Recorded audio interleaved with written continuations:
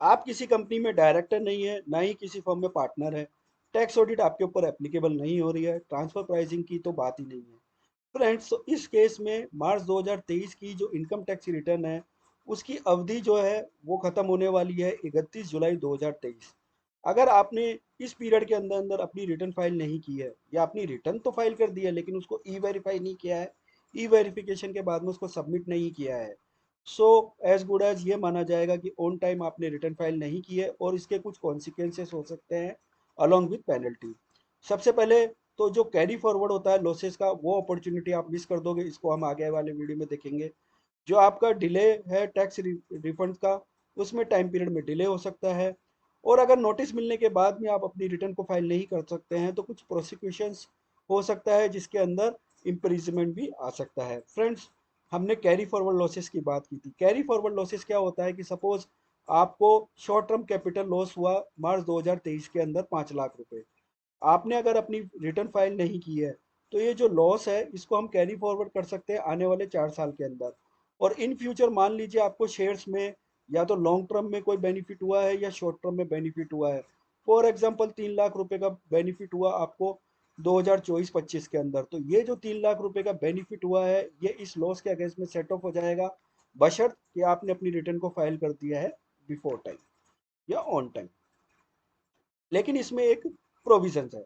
Provision है कि जो हाउस प्रॉपर्टी के लॉसेस होते हैं, उसको आप अपनी रिटर्न को ड्यू डेट पे फाइल करने के बाद भी अगर फाइल करते हो, तो जो हाउस प्रॉपर्टी के लॉसेस है उसको कैरी फॉरवर्ड किया जा सकता है फ्यूचर ईयर के फ्यूचर ईयर में, और फ्यूचर ईयर में अगर कोई प्रॉफिट होता है तो उसको सेट ऑफ किया सकता है। Delay in tax refund if you are eligible. Friends, ध्यान रखिए कि जो इनकम टैक्स रिफंड का जो टाइम पीरियड है कि वो कब आएगा, वो कहीं भी डिफाइन नहीं किया गया है। ये डिपेंड करता है complexity of the return, verification process और efficiency of the tax authority. Generally जो टैक्स पेयर रिफंड एक्सपेक्ट करते हैं वो few weeks to few month होता है after refiling their ITR and it being process successfully. Friends, अगर आपने अपना इनकम टैक्स रिटर्न जो है आफ्टर ड्यू डेट फाइल किया, तो हो सकता है कि इसका जो टाइम पीरियड है वो थोड़ा सा इंक्रीज हो जाए। Penalty and interest on unpaid tax पे बात करते हैं। अगर आपकी इनकम 5 लाख रुपया उससे नीचे है तो 1,000 की पेनल्टी, उससे 5 लाख के ऊपर है तो मैक्सिमम पेनल्टी 5,000 रुपये। अगर आपको कोई टैक्स पे करना है और आपने टैक्स पे नहीं किया है, तो आप ड्यू डेट के बाद में जब भी रिटर्न फाइल कराएंगे, तो उस पर 1% जो है टैक्स लगेगा per month, under section 234A में। Friends, further penalties and prosecution.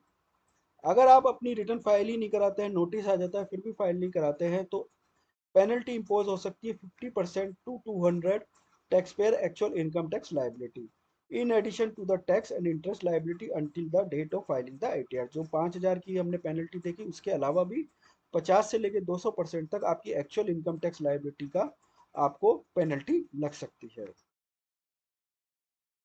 इसी के साथ साथ ये जो नोटिस आते हैं, ये कुछ इस तरीके से होता है 142(1) का, 148 और 153। अगर आपने इन नोटिसों का रिप्लाई नहीं दिया, तो under section 276 CC of the income tax act आपको पेनल्टी या प्रोसिक्यूशन फेस करना पड़ेगा। अगर आपका टैक्स इविजन 25 लाख रुपए से ज़्यादा है, तो आपको penalty for note filing ITR and imprisonment of at least 6 month, या जो हो सकता है एक्सटेंड 7 ईयर तक हो सकता है।